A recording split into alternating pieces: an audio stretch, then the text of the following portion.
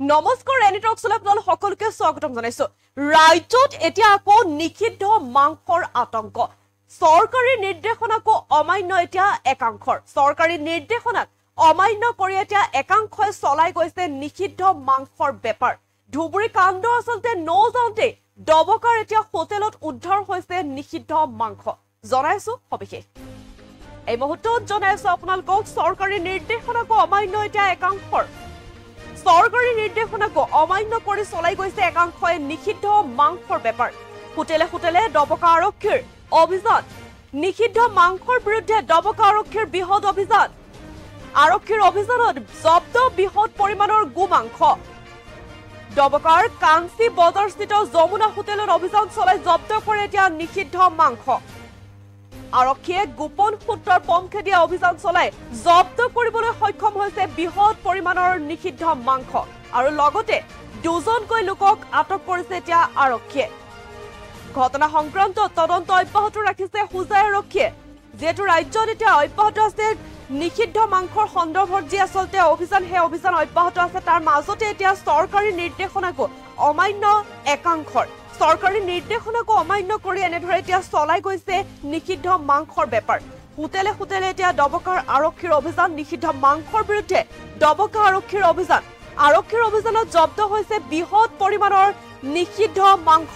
ডবকাৰ কাঞ্চি বজাৰস্থিত যমুনা হোটেলত এতিয়া অভিযান চলাই জব্দ কৰিছে নিষিদ্ধ মাংস আৰু আৰক্ষীয়ে গোপন সূত্ৰৰ পমখে দি আচলতে অভিযান চলাই জব্দ কৰিবলৈ সক্ষম হৈছে বৃহৎ পৰিমাণৰ নিষিদ্ধ মাংস আৰু লগতে দুজনকৈ লোকক আচলতে আটক কৰিছে আৰক্ষীয়ে আৰু ঘটনা সংক্ৰান্তত তদন্ত অব্যাহত ৰাখিছে এতিয়া হোজাই আৰক্ষীয়ে। যেহেতু ধুবুৰীত ঈদৰ পাছতে যি আচলতে নিষিদ্ধ মাংসক লৈ আচলতে যি উত্তেজনাময় পৰিস্থিতিৰ সৃষ্টি হৈছিল, সেই ধুবুৰীত ঘটনাৰ কাণ্ড আচলতে নজাওঁতে এতিয়া পুনৰ ডবকাৰ হোটেলত উদ্ধাৰ হৈছে নিষিদ্ধ মাংস। চৰকাৰী নিৰ্দেশনাকো এতিয়া একাংশ অমান্য কৰা দেখিবলৈ পোৱা গৈছে। চৰকাৰী নিৰ্দেশনাকো অমান্য কৰি এনেদৰে চলাই গৈছে একাংশই নিষিদ্ধ মাংসৰ বেপাৰ।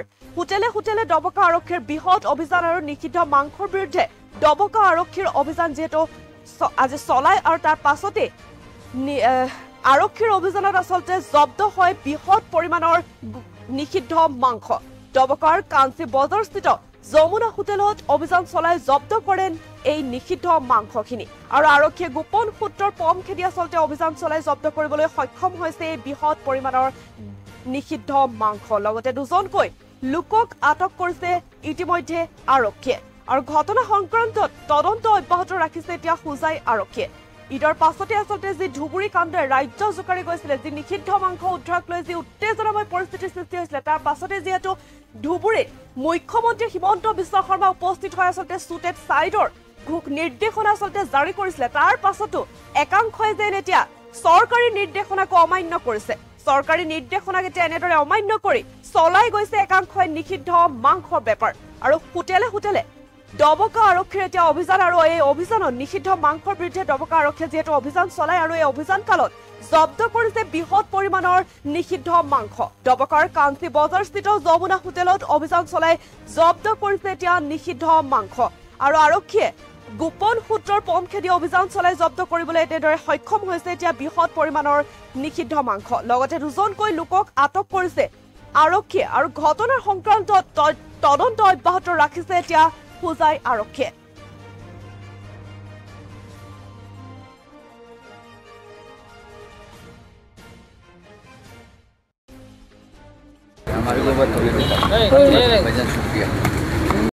আজি আমি খবৰ পোৱা পিছত কি আমাৰ হোটেলত, আমাৰ পাব্লিক হোটেলত গোমাংসৰ ষ্ট'ৰ কৰা হৈছে আৰু এইটো উদ্ধাৰ কৰি আছে, ইউজ কৰি আছে।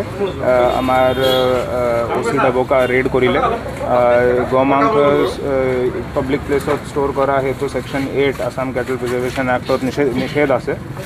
সেইকাৰণে আমি কাৰ্যবাহী কৰিলোঁ আৰু ইয়ে যমুনা হোটেল যি আমাৰ ডবকাত যমুনা হোটেল যি হয়, তেখেতক গোটেইখিনি আমি এতিয়া সেকশ্যন 11 আসাম কেটল প্ৰিজাৰ্ভেশ্যন এক্টত আমি সিল কৰা হৈছে আৰু ইয়াৰ পৰা আমি 5 কেজি মান গোমাংস আমি সিজ কৰিছোঁ।